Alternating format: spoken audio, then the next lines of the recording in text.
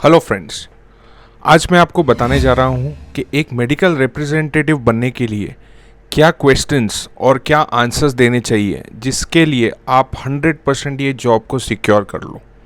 तो चलिए स्टार्ट करते हैं क्वेश्चन आंसर सेशंस के साथ। सबसे पहला क्वेश्चन जो मोस्टली बहुत सारे इंटरव्यूज़ में पूछा जाता है और ये मैंडेट है कि पूछा ही जाएगा कि kindly tell me something about yourself, tell me something about your family, your professional journey.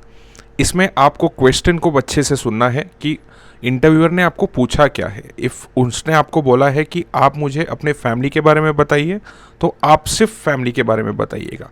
अगर उसने आपसे प्रोफेशनल जर्नी के बारे में पूछा है तो आपको पूरा बताना पड़ेगा कि आपकी प्रोफेशनल जर्नी कहाँ से स्टार्ट हुई है, आपने कौन सी कंपनीज में काम किया है, आपने कौन से थेरेपी सेगमेंट में काम किया है, कितने साल काम किया है और आपके कुछ हाईलाइट्स इस थेरेपी सेगमेंट्स में।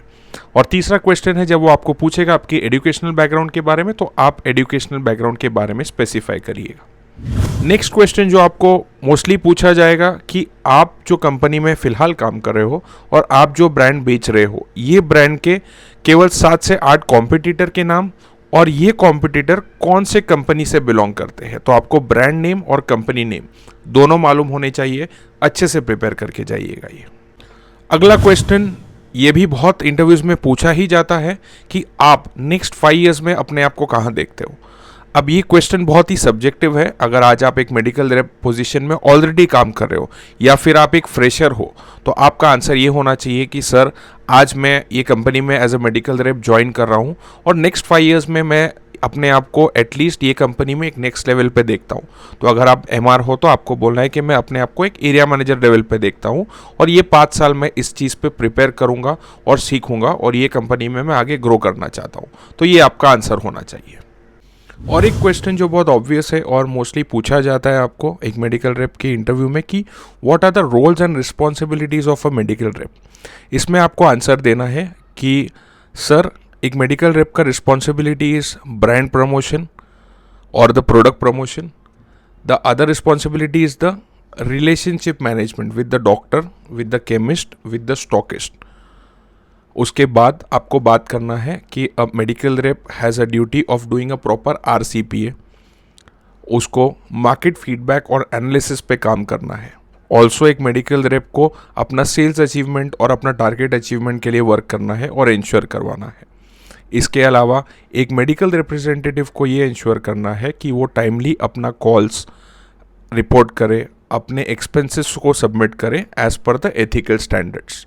सो ये आंसर एक प्रॉपर आंसर रहेगा for the roles and responsibilities of a medical representative. अगला क्वेश्चन जो मोस्टली बहुत इंटरव्यूज में पूछा जाता है वो है कि आपके कुछ स्ट्रेंथ्स और वीकनेस या 3 स्ट्रेंथ्स और 3 वीकनेस बताइए। तो इसमें आप अपने स्ट्रेंथ्स को डिस्क्राइब कर सकते हो। फॉर एग्जांपल वो हार्ड वर्क हो सकता है, वो कम्युनिकेशन हो सकता है, वो आपका साइंटिफिक नॉलेज हो सकता है, ऐसे कुछ भी जो आपका पर्सनल स्ट्रेंथ है। अब जब वीकनेस की बारी आती है तो आपको बहुत ही प्रॉपरली इसका आंसर देना है।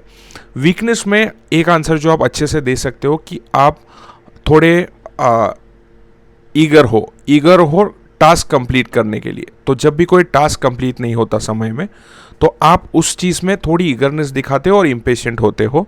तो यू आर अ पर्सन जो आज के टास्क को आज ही ख़त्म करता है। तो ये वीकनेस अगर आप बताओगे तो ये आपके ऊपर एक एडवांटेज ऐड होगी इंटरव्यू में।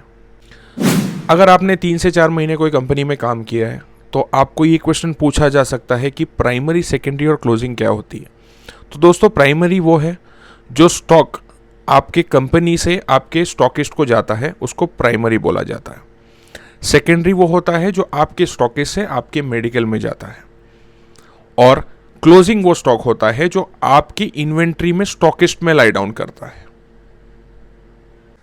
लास्ट क्वेश्चन जो काफ़ी इंटरव्यूज में पूछा जाता है, अगर आप ऑलरेडी एक मेडिकल रेप हो या कुछ साल आपने कोई कंपनी में, कुछ महीने आपने कोई कंपनी में काम किए हैं तो जो आपने जो मेजर ब्रांड बेचा है उसका मैकेनिज्म ऑफ एक्शन पूछा जा सकता है। आपको ये डिटेल में भी पूछा जा सकता है या उसका क्लास पूछा जा सकता है। फॉर एग्जाम्पल अगर आप बिसोप्रोलॉल बेच रहे हो तो आपको पता होना चाहिए कि बिसोप्रोलॉल एक बीटा ब्लॉकर है और बीटा ब्लॉकर कैसे एक्ट करता है इसका आपको डिटेल प्रिपरेशन करना होगा। सो दोस्तों आज के वीडियो में इतना ही। आई होप आप ये सब क्वेश्चंस अच्छे से प्रिपेयर करके जाएं और मैं आपको गारंटी देता हूँ कि 80% ये सब क्वेश्चन में से पूछे ही जाएंगे और अगर आपने इसका कॉन्फिडेंटली आंसर दे दिया तो 110% आपकी जॉब सिक्योर्ड है और आपको मिल जाएगी। All the best for your interview. अगर आपको लगता है कोई इंपॉर्टेंट क्वेश्चन या कोई इंपॉर्टेंट टॉपिक में मुझे बात करनी चाहिए तो प्लीज़ आप कमेंट सेक्शन में मेंशन कर सकते हो। Thank you so much.